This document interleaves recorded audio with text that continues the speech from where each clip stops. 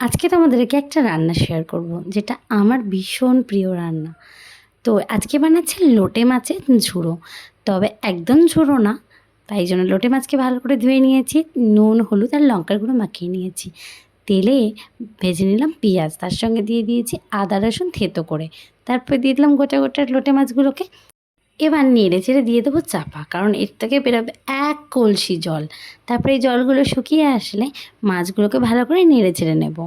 তারপর জলটা অনেকটা শুকিয়ে এসেছে, এবার দিয়ে দেবো এর মধ্যে মশলা, যেমন জিরে গুঁড়ো, ধনে গুঁড়ো, লঙ্কার গুঁড়ো, নুন দিয়ে ভালো করে কষিয়ে নেব।